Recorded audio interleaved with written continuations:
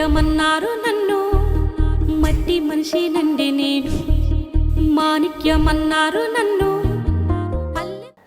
మట్టి మనిషి నండి నేను, మాణిక్యమన్నారు నన్ను.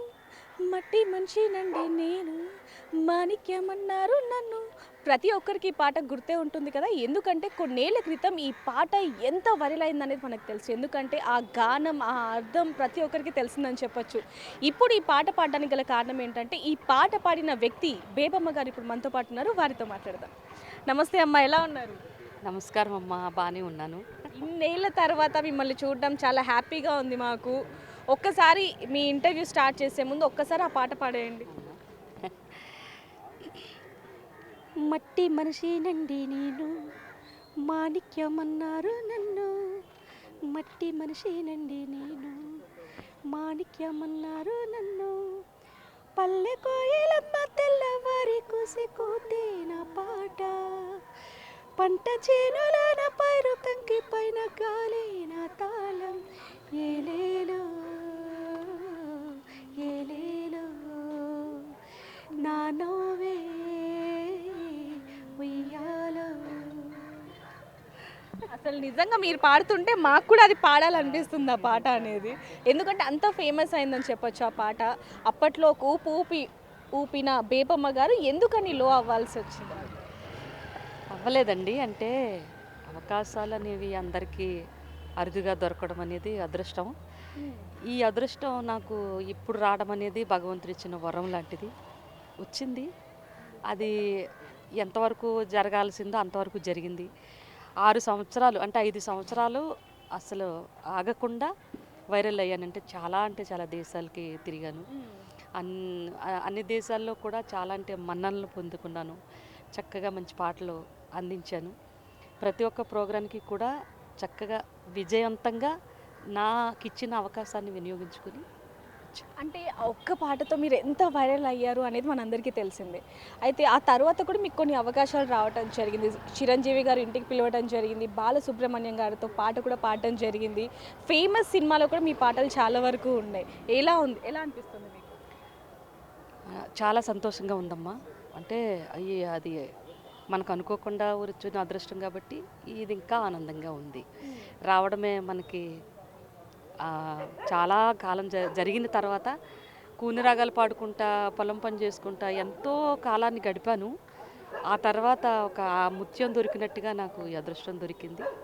చక్కగా దీన్ని ఉపయోగించుకున్నాను. అంటే ఎలా అసలు పాట పాడాలి అని ఎలా అనిపించింది? ఆ పాట రాసింది ఎవరు? ఏంటి అసలు ఆ పాట వెనుక? రఘు కుంచే గారు డైరెక్టర్ అండి. ఈ పాటకి రచించింది, మ్యూజిక్ రచించింది అయితే రఘు కుంచే గారు. అలాగే పాట రాసింది అయితే రైటర్ అయితే మన భూపాల్ గారు రాశారు. అంటే ఎలా వచ్చారమ్మా ఈ అవకాశం? అంటే ఇండస్ట్రీలోకి ఎలా వచ్చారు మీరు? ఏంటి అవకాశంలో ఇండస్ట్రీలోకి రావడం అంటే నా అంతటగా నేను రాలేదమ్మా. ఏదో ఒక చిన్న పల్లవి పాడితే ఒక అమ్మాయి రాణి అనే అమ్మాయి పెట్టడం, అది అలా అలా వైరల్ అవ్వడం, అలాంటి అవకాశం ఇండస్ట్రీలోకి అంటే ఈ రఘు కుంచే గారు, మన రఘు కుంచే గారు ద్వారా ఈ పాట పాడడం. ఇంతకు ముందునే నాకు మన కోటి సార్ గారు ఒక ఛానల్ ద్వారాగా పరిచయం అయ్యి వారు కూడా నన్ను హైదరాబాద్కి ఆహ్వానించి చక్కగా నాకు ఎక్కువ శాతం కర్త కర్మ ఇదంతా నాకు అవకాశాన్ని ఇచ్చింది మన కోటి సార్ గారు.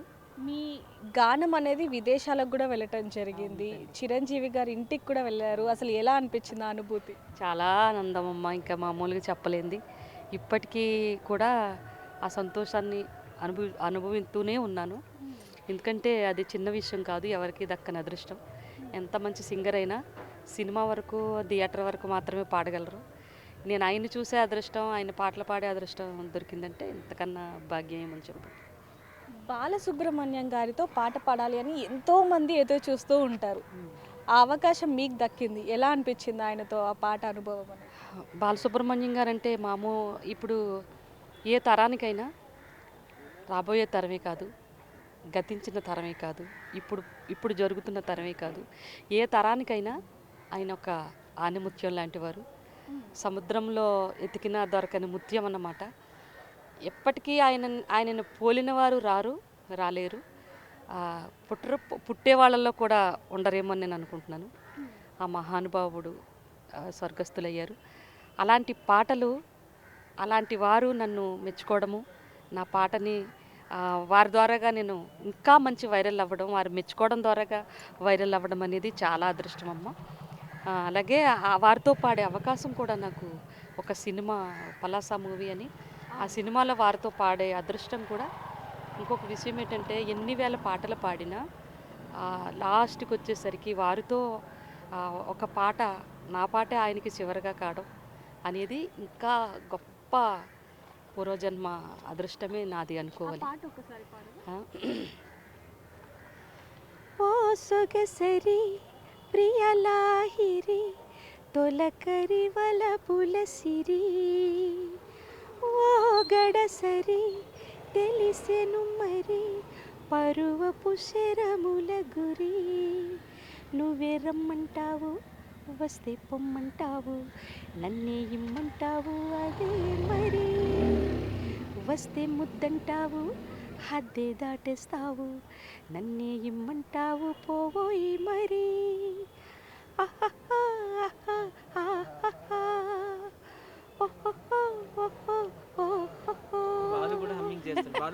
అయితే మామూలుగా చూసుకుంటే గనక మీరు చాలా ఫేమస్ అయ్యారు, పెద్ద పెద్ద వాళ్ళతో పాటలు కూడా పాడడం జరిగింది. మరి బేబమ్మ గారు ఏం చదువుకున్నారు అసలు, అంటే మీరేం చెప్తారు?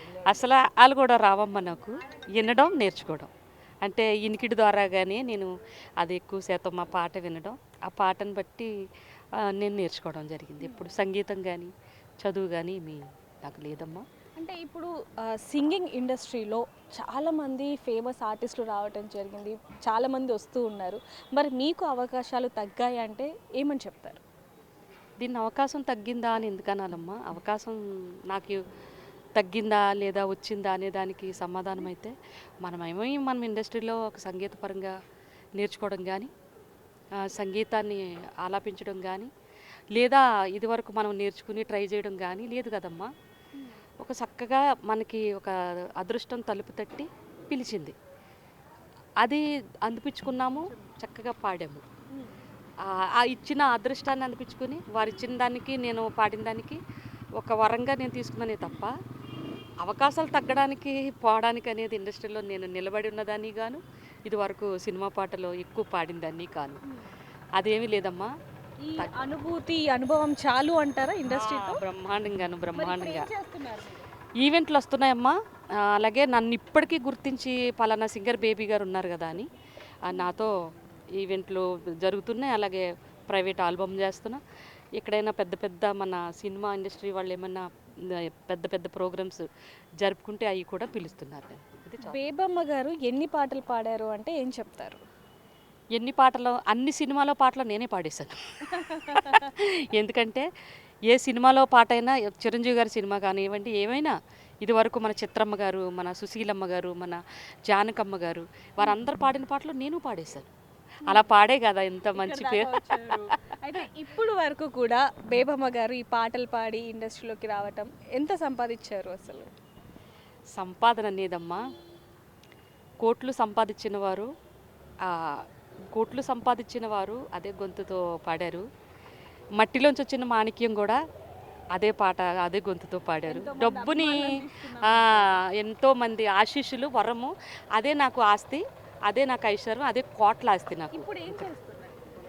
ఇప్పుడు ఏం చేస్తున్నానంటే ఏమైనా ఈవెంట్లు వస్తే చేస్తున్నానమ్మా, ఏదన్నా ఎవరైనా మనకి ప్రోగ్రామ్స్ వస్తే చేస్తున్నాను. అలాగే మన సత్య తమ్ముడు ఉన్నాడంటే నా నెంబరు అందరికీ ఇస్తున్నాడు.